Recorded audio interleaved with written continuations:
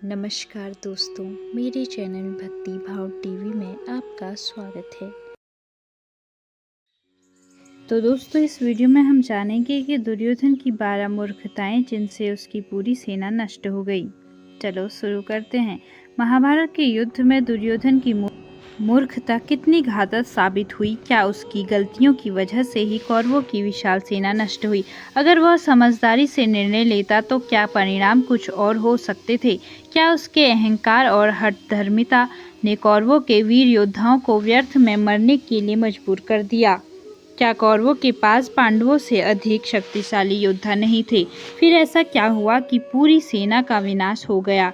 इन सभी सवालों के जवाब जानने के लिए आइए महाभारत के युद्ध के दौरान दुर्योधन की मूर्खताओं को एक एक कर समझते हैं। युद्ध से पहले श्री कृष्ण ने दोनों पक्षों को एक अनोखा प्रस्ताव दिया। एक तरफ उनकी नारायणी सेना थी जो अजय और युद्ध कौशल थी, और दूसरी तरफ स्वयं श्री कृष्ण जो युद्ध में शस्त्र नहीं उठाने वाले थे। अर्जुन ने बिना देर किए श्री कृष्ण को चुन लिया क्योंकि उन्हें उनकी बुद्धिमत्ता, नीति और मार्गदर्शन की महत्ता पता थी। लेकिन दुर्योधन ने इसे अपनी जीत मान लिया और खुशी खुशी नारायण सेना को ले लिया। यही उसकी पहली मूर्खता थी। उसने यह नहीं समझा कि अकेला श्री कृष्ण ही पूरे युद्ध का परिणाम बदल सकते हैं। यही निर्णय आगे चलकर उसकी सेना के विनाश का कारण बना। महाभारत के युद्ध में भीष्म पितामह कौरवों के प्रधान सेनापति थे।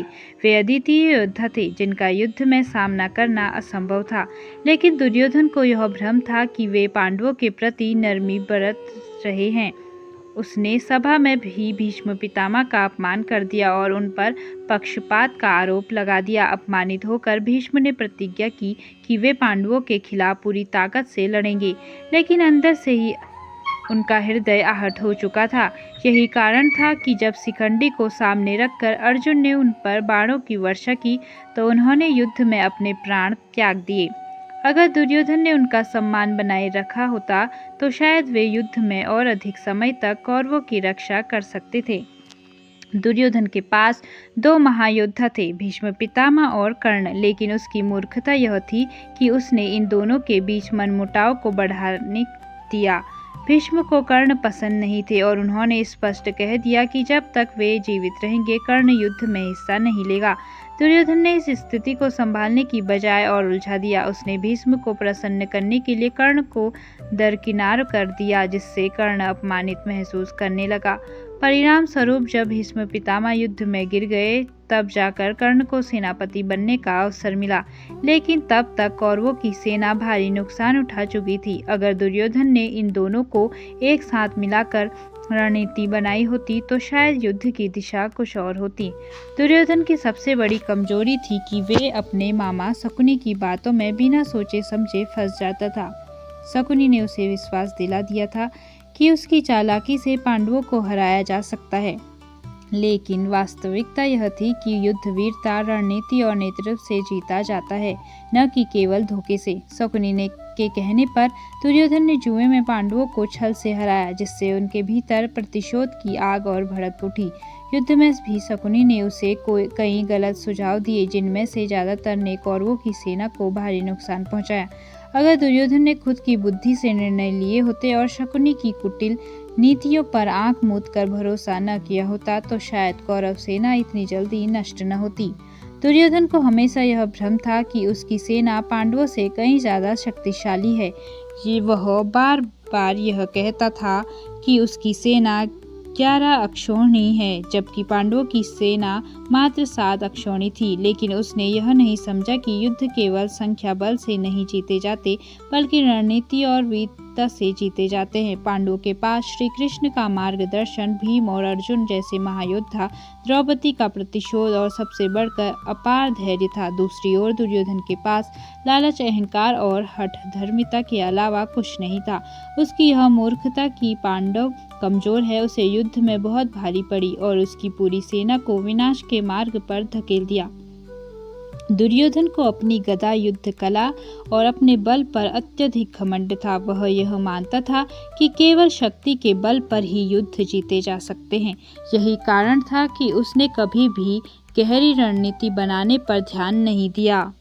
जबकि दूसरी ओर पांडवों के पास श्री कृष्ण जैसे चतुर रणनीतिकार थे, जिन्होंने हर परिस्थिति में पांडवों को सही दिशा दिलाई।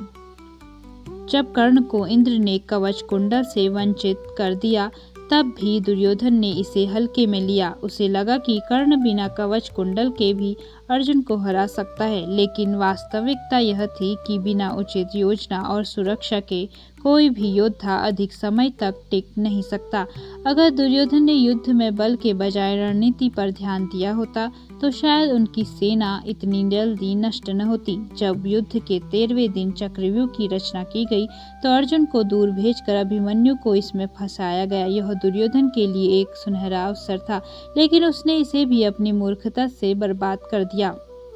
शास्त्रों के अनुसार किसी अकेले योद्धा पर समूह में आक्रमण करना अधर्म माना जाता है, लेकिन दुर्योधन ने धर्म की परवाह किए बिना अपने सेना नायकों को आदेश दिया कि वे सभी मिलकर अभिमन्यु को मार डालें।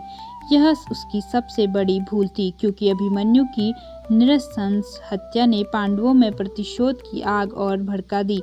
इस घटना के बाद अर्जुन ने प्रतिज्ञा की कि अगले दिन वह जयद्रथ का वध करेगा, और इस प्रतिज्ञा को पूरा करने के लिए पांडवों ने अपनी पूरी शक्ति झोंक दी, जिससे कौरवों की सेना को भारी नुकसान हुआ। अगर दुर्योधन ने धर्म की मर्यादा का पालन किया होता और अभिमन्यु को उचित तरीके से हराने का प्रयास किया होता, तो शायद पांडवों के प्रतिशोध की ज्वाला इतनी भयंकर न होती। महाभारत युद्ध के दौरान दुर्योधन को यह अच्छी तरह पता था कि कर्ण अर्जुन को हराने में सक्षम है, लेकिन अपनी जिद, मूर्खता और भीष्म पितामह से किए गए वादों के कारण उसने कर्ण को युद्ध के शुरुआती दिनों में सेनापति नहीं बनाया। जब तक भीष्म जीवित थे, कर्ण को युद्ध में भाग लेने की अनुमति नहीं मिली, और जब भीष्म गिरे, तब तक कौरवों की सेना को भारी क्षति हो चुकी थी। बाद में द्रोणाचार्य को सेनापति बनाया गया, लेकिन वे भी पांडवों की रणनीतियों के सामने ज्यादा दिनों तक नहीं टिक पाए।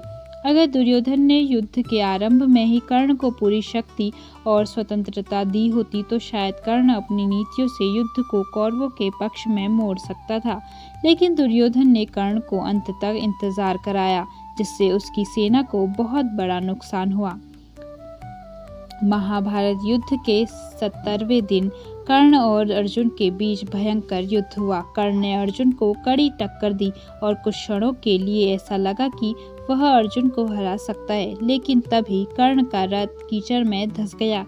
कर्ण ने युद्ध के नियमों के अनुसार अर्जुन से थोड़ी देर के लिए युद्ध रोकने की अपील की, लेकिन श्री कृष्ण ने अर्जुन को याद दिलाया कि जब अभिमन्यु निहत्या था, तब कर्ण सहित सभी योद्धाओं ने उस पर हमला किया था।